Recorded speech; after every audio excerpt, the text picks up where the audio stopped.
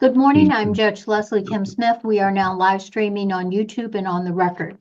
Calling case number 24004676NO, Daryl Sanders versus Theo Davis. Counsel, will you place your appearance on the record? Good morning, Your Honor. Brian Wagner appearing on behalf of the plaintiff, Daryl Sanders. All right. And Mr. Davis, can you state your name for the record? Yes, it's Theo Davis. All right.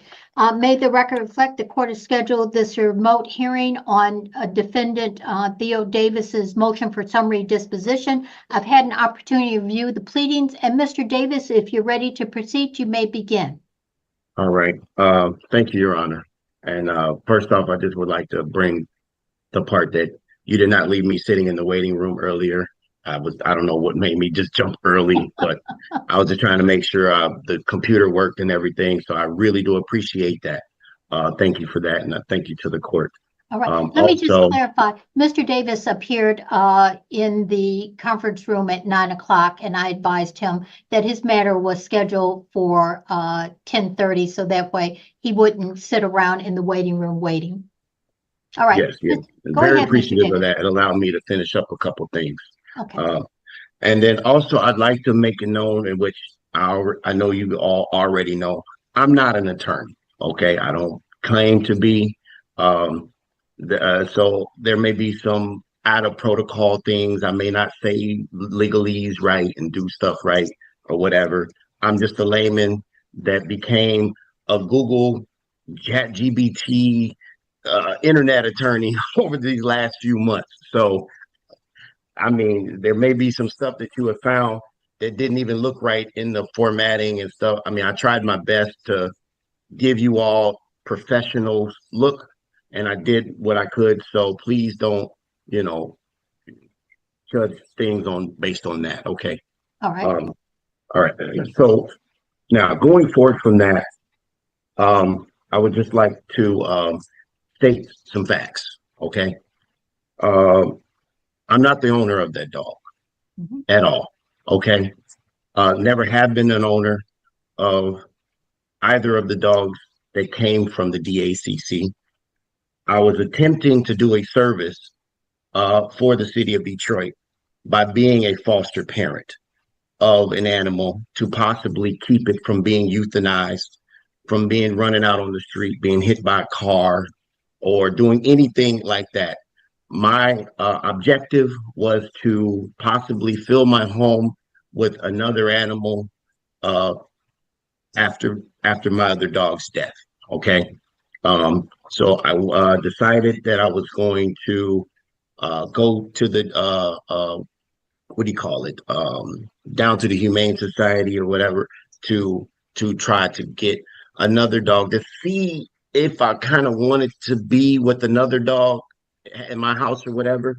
And not only that, because in the past I also have been through foster parenting classes, and I know that there's animals and children out there that need that. So I said I'm going to foster the dog. Okay, so I got the dog, filled out the documentation, in which the documentation clearly states in the contract that I included within my documents, my evidentiary, what do you call those things? Exhibits, that I didn't know anything about the dog when I got it. Okay. I didn't know if the dog was violent, if the dog had ever been traumatized, kicked, beaten, or even if the dog has ever been around people ever. I didn't know what type of dog it was, whether it was a Shih Tzu mixed with zebra. I didn't know anything, okay? Nor did the DACC, in which they also state that too. Their documents say that we don't give any direct knowledge or statement, guarantee is the word, of its breed, its violent propensities, or its history, its what do you call it? Whatever I'm trying to say. Basically, they don't know anything about the dog. Okay. It was my job to get the dog and to provide a full progress report, no different than if your child goes to school and they, little Johnny don't like peas. He threw them at the, whatever. You put it down and you give that history back. Okay. I'm not disputing that the plaintiff was injured. Okay. That's fact. And I also stated it in my motion and in my that the injury did occur. And I gave first aid during after after I was able to get the dog from him, because the dog did get loose and the dog did injure him. And if it's worth anything, ma'am, I was more concerned about that gentleman and his safety and health, that if it would have come to it, I was prepared to put the dog down to save the plaintiff. Mm-hmm. Okay. All right. I got the dog back inside, fact, and then I proceeded to administer whatever first aid that, I'm not a doctor either, whatever first aid that I could, cleaning the gentleman up, apply whatever type of pressure, and we was able to even stop the bleeding from the little nip that happened at the time. The individual cleaned himself up. I checked. I'm like, "Are you okay? You good? You everything all right?" He got back into his truck. He said he's good. And then he moved on, continued with his work day. Went on down. I saw him still delivering packages down the street. And I told him at that time that it was a shelter dog. And I don't know anything about the dog. He's going to be returned back, period. And that's what I did. Okay. I took the dog back. All right. Sorry, I'm sitting over a friend's house in there. So, all right, that's fact. So there was an injury. What else did I write down here? Okay. I didn't know it was a vicious animal. Okay. So now there is no supportive evidence that the plaintiff's side can produce to state that I owned that animal, because the DACC doesn't have any even records of their fostering, of me fostering anything, or any records from anybody that has ever done any transactions with the DACC prior to April of 2021. Okay. So even the fact that I did return that animal in April at some point in time. Now, also, you guys may be kind of like foggy about my dates or whatever. That's because I was foggy about the dates. This happened, what, 4 years ago or something? So I didn't even April 2nd, 2021. Right. So that's when he alleged. I didn't know anything about this case. Okay. Mr. Davis, who was on this case before me, didn't even give me any knowledge about him having to go through this situation at all. Okay. So I came in this late, and from day one, in which you all can agree to, I have been Johnny on the spot about everything. I've not tried to duck, dodge any of this. Okay. I am a responsible person. I am an honest individual. This courtroom, the Third Circuit Court, I assist with evictions and all of those things, with cases. What are you trying to see here? I'm sorry. Like I said, I'm not an attorney, guys, so I'm sorry.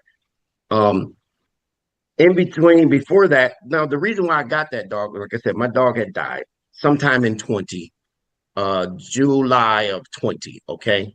In between July of 20 and 21 of April, that I got another dog from the dog that I had returned from I call it the defective dog. That's what I said. When I returned it back to the DACC, I said, "Hey, this dog broke.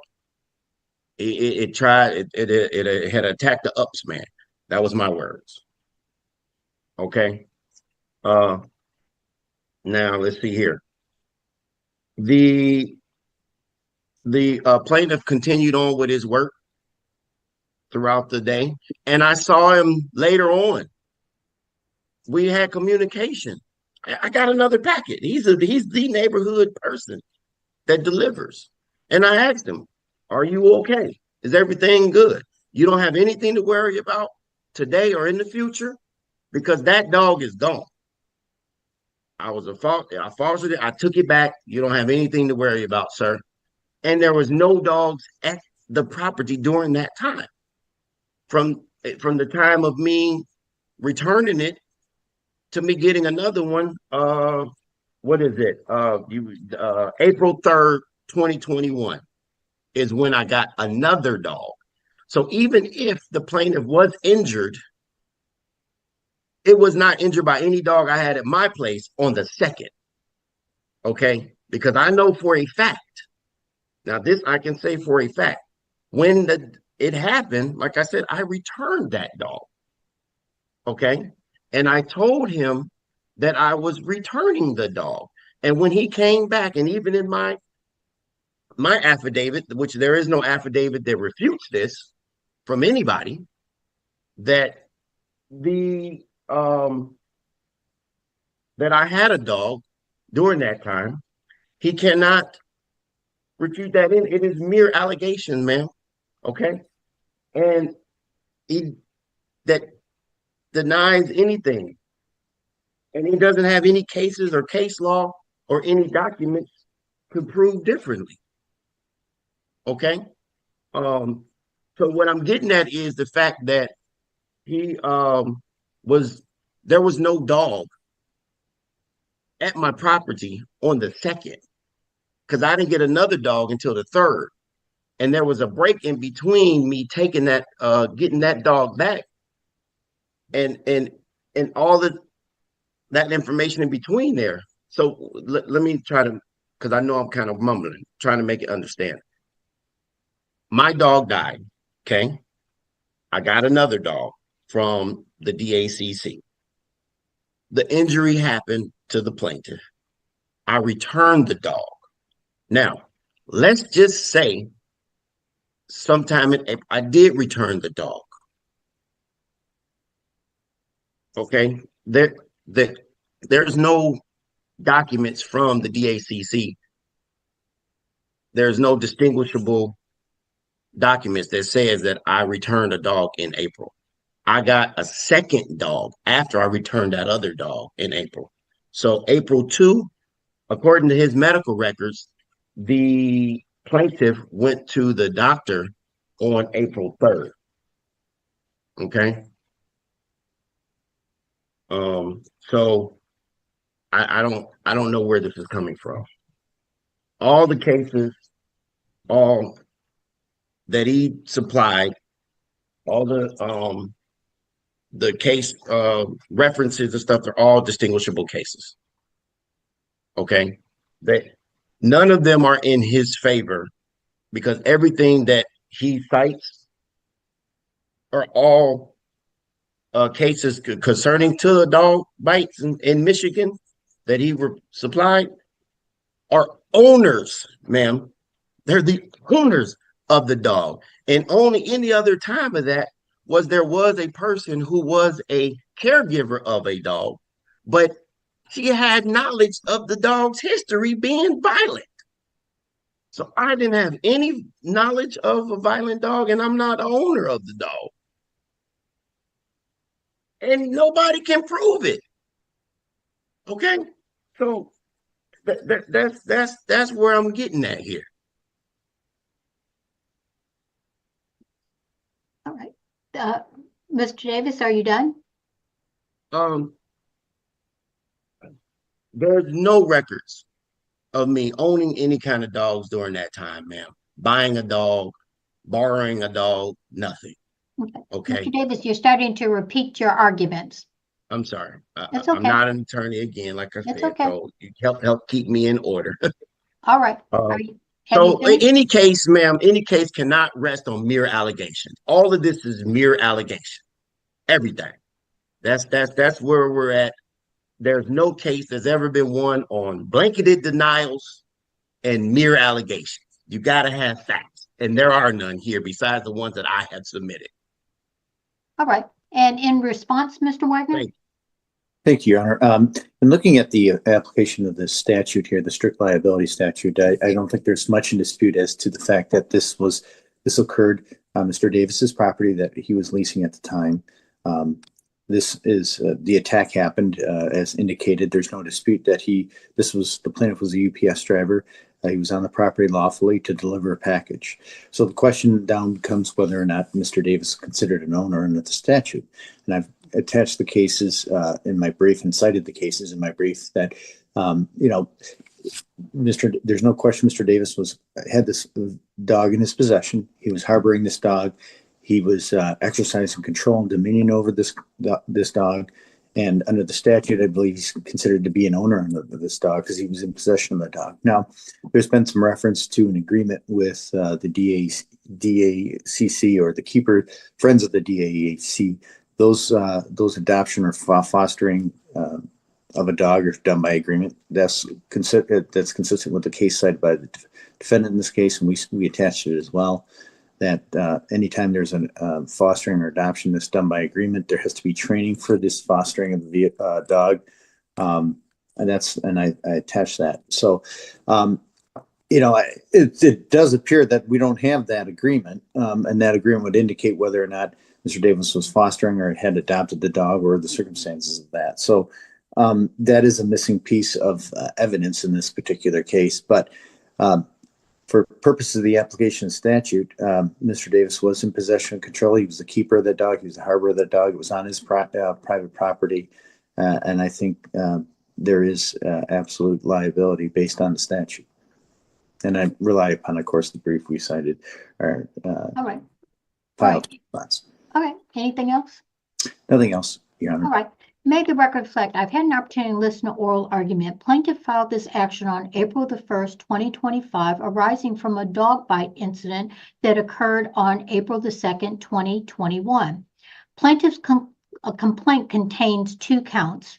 First count, common law dog bite claim, and count 2, statutory dog bite claim pursuant to MCL 287.351 against defendants Theo Davis, John Henry Davis, and 1903 Ewald Circle LLC. Defendant Davis has filed this motion for summary disposition pursuant to MCR 2.116 C8 and C10, arguing that defendant did not own the dog that injured the plaintiff, and that but instead he was fostering the dog through the shelter that was being operated by the Friends of Detroit Animal Care and Control.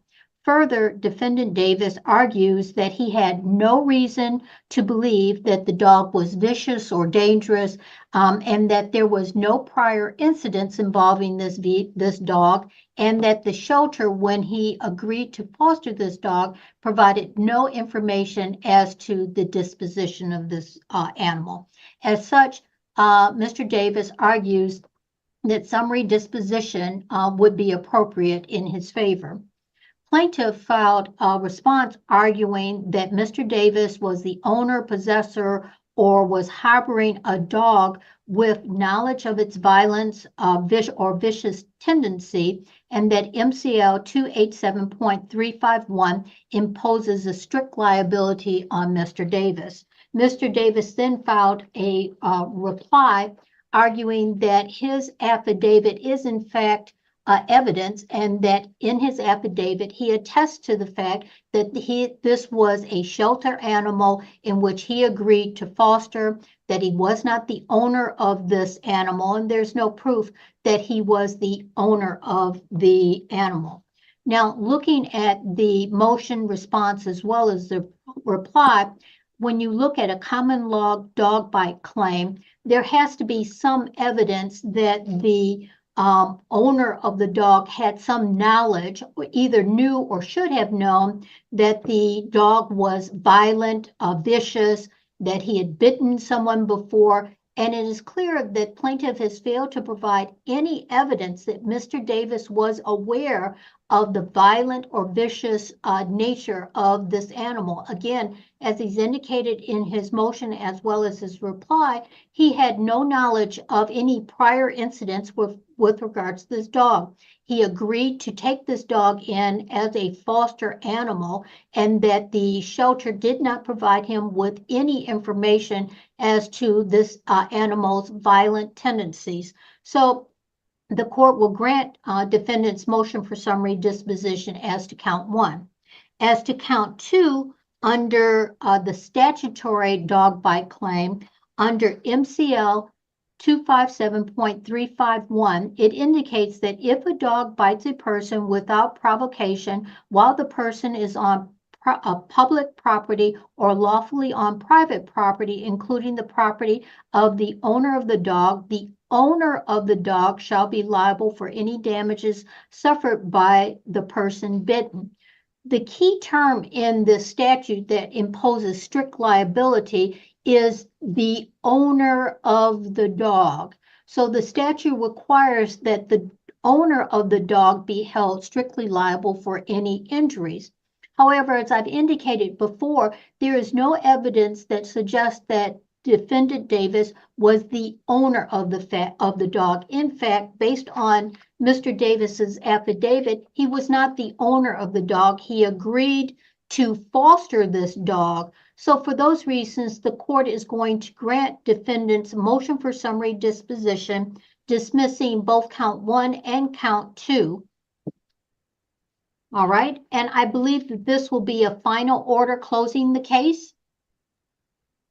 Thank you. Mr. Wagner, is that correct? It should be. Yeah, I agree. All right. It should be. So, Mr. Davis, you have prevailed on your motion.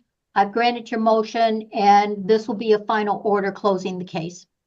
Much appreciated, Judge. All right. If there's nothing else, the matter is adjourned. Have a good day. Thank you. Thank you.